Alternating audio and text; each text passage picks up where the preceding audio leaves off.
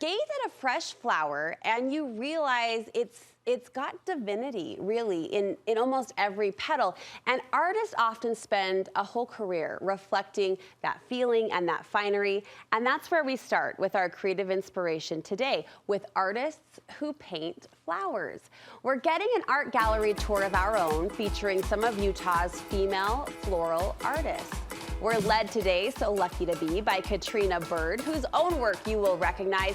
And we should note, she has a solo show hung right now at Alpine Art and Frame, which is very exciting to celebrate too. Katrina, great to have you. Welcome back to Studio 5. Thank you. It's always such a gift to be with you, Brooke. That's a beautiful way to say it. Thank you for that. I am smitten with this topic, artists who paint florals. What do you think draws an artist to the art of flowers?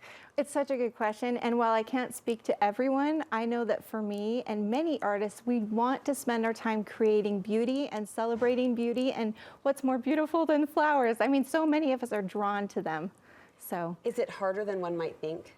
I think for me, definitely. It took me a long time to feel happy with the way that I was portraying the flowers and feel like I was giving them their rightful due. Because we celebrate the imperfection of Mother Nature, but that would be hard to recreate. Like, there really aren't a ton of hard, fast rules or parameters. Totally. And I think there are abstract artists that do a beautiful way of just showing all the imperfections. And you have to find which artists you connect with. And that's what's so great is we have amazing, lovely, local and living ladies in Utah that paint florals, and it's just so fun to be amongst them. So set up the art that you brought today. What's the general overview before we dive in? Right, so today we're gonna talk about pottery. We've got watercolor, we have pressed florals, oils, acrylic, basically everything across the board. But the common denomination is that everyone is inspired by flowers and does something with flowers. It's such a fun art case study, I think, because to your point you just mentioned, but I'll emphasize, every artist taking on a different interpretation or a different view, a different lens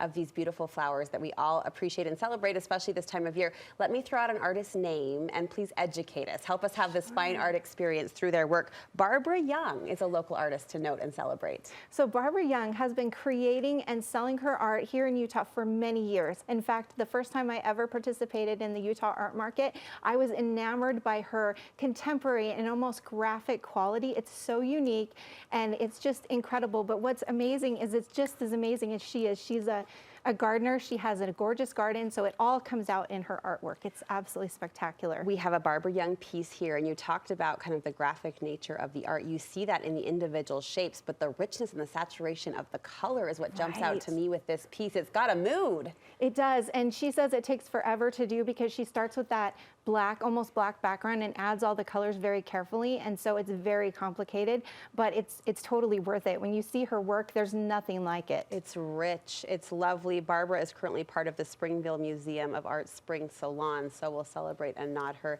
in that direction as well. Tell me about Sadie Mullenstein. Sadie, if there was an emissary for Mother Earth, I would say it's Sadie because she's just... Your words are such a gift. Look at you. You're so nice. But she's just absolutely, she's nature and kindness all wrapped up, and then it just oozes into her pottery. And so when you don't see Sadie in her studio making pottery, she's on the trail, she's on Utah's slope, she's with her husband and her daughters running down the river. I mean, everything about her is everything you see in her work. It's whimsy, it's very just happy, right? Yeah. Whimsy, happy, and it just, she's taken the art world by storm. I think she's only been selling her pottery for maybe the past year and a half. Wow. And it is just exquisite.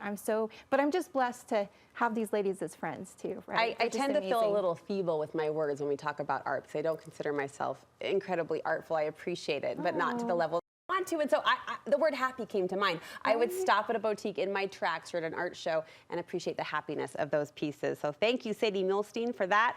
Tell me about Denise Gusser. Denise, okay, so Denise and I met on Instagram of all places, and she was doing this project called Art After, and you could relate to this, Brooke. She had all these little boys, and so she wanted to create art, but there was just so little time, and so she had all these little pieces, and she would create until she was interrupted. And then she would write the time she started and the time she stopped on the back. So some pieces were 3 minutes, some were 20. But what is so beautiful is then all the things that she learned from like really focusing on what's most important in her work and what she's really trying to portray. Now she comes and creates these bigger pieces, and you can tell how deliberate and how just meaningful every stroke and purposeful. Yes. But yet hers is a little bit more abstract and modern, and sometimes it's bright and vibrant, and other times it's monochromatic. But she's so intentional with every color and stroke that she chooses, and it's just divine. It is divine. There's such movement, and you feel through her pieces, which are available at Alice Lane Home in Draper. Tell me, we're going to jump over here. Tell me about Sarah Ebert. So Sarah Ebert is one of my new artist friends. That's what's so fun. And she has been doing, it's called Pressed Floral, and it's a company down in Utah County, and they basically preserve bouquets and wedding flowers for people to just savor those moments. So she got all these skills, and she's made this successful business. And then recently she's jumped into the fine art world, and she's creating pieces with flowers that she wants to portray. Isn't that neat? Yes. So she's also in the Springville Art Museum right now at the salon, and just her work is so amazing. It just reminds us that we can actually use the actual flowers to create just absolutely breathtaking pieces. They don't have to die and be gone. I'm so glad to see this form of art kind of having a resurgence right now with young brides as well. Women appreciating, you know, the preserved form. Finally, Nancy Andruck Olson. Tell us about her work. So Nancy and I were college roommates, and is that so fun? We met our first weekend at BYU, and she was the artist, and I just loved art. But anyways, I went to her house for the first time, and there was this table full of projects, and her mom and her sisters, I just remember thinking, they live the artist life. Like everything about it was just, everything was wrapped around this idea of creating and making beauty and art and all day long. And so she has always been doing art. Then she went to BYU and she studied under her favorite mentor was Bruce Hickson Smith, who is a Utah treasure of an artist. And he taught her how to make her own paint. And so what we're showing you today is her watercolor that is actually made, like she uses the paint that she makes, and it's super bright, vibrant. They call it high chroma, and she sells her paint. She paints with her paint. She sells it. You can't buy anything like it. It's just absolutely exquisite. So did art bring you together as roommates, or was that a random? It was a random thing. She was sitting by herself, and I said, "She looks so fun. We need to go make friends with her." That's what I said to my roommate. What was hanging on your dorm walls, may I ask? Were there beautiful floral pieces like this? No, no, you would laugh. We were quite the silly pranksters. Yes, but we ended up being friends ever since, and it's so fun to share this art world together too. Well, let me ask about one more talented woman, female artist that we love, Miss Katrina Berg. How do you describe your own style, Katrina? We have two of your beautiful, stunning pieces behind us.